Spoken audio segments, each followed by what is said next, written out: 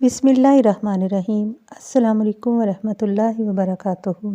عزیز بہن بھائیوں، آج میں جس ٹاپک پر بات کرنے جا رہی ہوں وہ ایک ایسی حقیقت ہے جس کے بارے میں ہم نے آنکھیں بند کی ہوئی ہیں، اور یہ اٹل حقیقت ہے جس کا سامنا ہر انسان کو کرنا ہے۔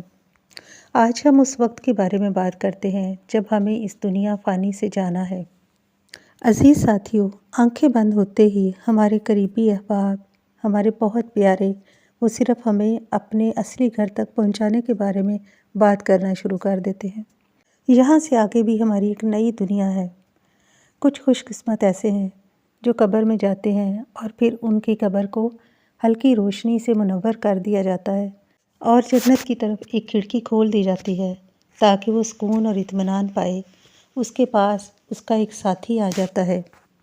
انسان کا یہ حال ہے کہ ابھی اس کے دوست احباب، اس کے قریبی رشتہ دار اسے دفنا کر واپس پلٹتے ہی ہیں کہ وہ اپنی قبر میں اٹھ کر بیٹھ جاتا ہے، اور پھر وحشت و ویرانی کا وہ عالم۔ اگر ہم تھوڑی دیر کے لیے اندازہ کر لیں کہ ہم اپنی قبر میں ہیں، اور وہ وحشت اور وہ تنہائی، اور پھر وہ سوچ کہ رات کو تو میں اپنے بستر پر ٹھیک سویا تھا، اب میں کہاں اٹھ گیا ہوں۔ اوسان خطا کرنے والا خوفناک منظر۔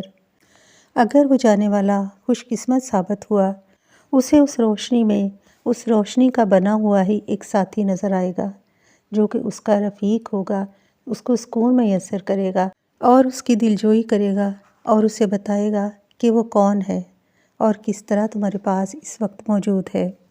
اصل بات یہ ہے کہ کون سوچتا ہے کہ ایک دن اس نے مر جانا ہے، حالانکہ ہمارے پاس سے روزانہ کئی لوگ دنیا سے سفر کرتے ہیں اور چلے جاتے ہیں، لیکن ہم اپنے بارے میں یہ بالکل نہیں سوچتے۔ ہمارے دنیا سے جانے کے بعد کیا ہوگا؟ دنیا کا کیا عالم؟ دنیا تو ویسے ہی چلے گی۔ ہمارا گھر کسی اور کے قبضے میں ہوگا۔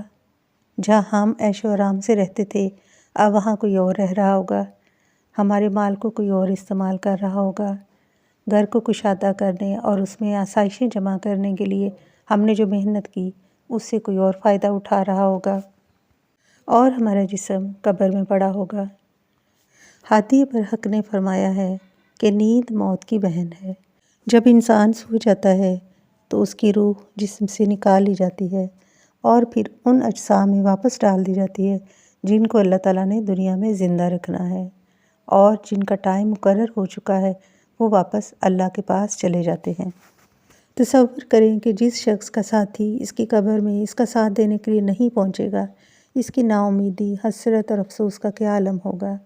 جس چیز کا اسے اس وقت سب سے زیادہ افسوس ہوگا وہ یہ ہوگا کہ کاش جو محنت میں نے اپنے دنیا کے گھر کو روشن، کشادہ اور آرام دہ بنانے کے لیے کی، کاش میں وہ محنت اپنی قبر کو روشن اور کشادہ بنانے کے لیے کرتا۔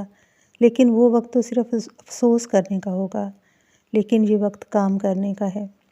اپنا خوبصورت مکان بنانے کے ساتھ ساتھ اپنی قبر کو بھی خوبصورت اور کشادہ، روشن و ہوادار بنانے کی کوشش کریں۔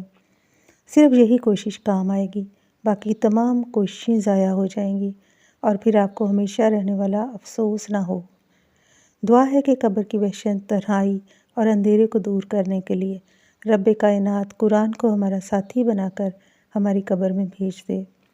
قرآن کہتا ہے، تم دنیا میں میرے ساتھ دوستی نبھاؤ، میں قبر میں تمہارے ساتھ دوستی نبھاؤں گا۔ تم مجھے تنہا نہ چھوڑو، میں قبر میں تمہیں تنہا نہیں چھوڑوں گا۔ عزیز بہن بھائیوں، آئیے ذرا سوچیں، ہم نے اپنے گھروں میں پڑے ہوئے قرآن پاک کو آخری مرتبہ کب کھولا تھا، اور کب سے ہمارے گھر کا قرآن تنہا پڑا ہوا ہے۔ قبر کی تنہائی کا تصور کریں اور قرآن کو تنہا نہ چھوڑیں۔ اللہ تعالیٰ ہم سب کو زیادہ سے زیادہ قرآن پاک پڑھنے کی توفیق عطا فرمائے۔ آمین یا رب العالمین۔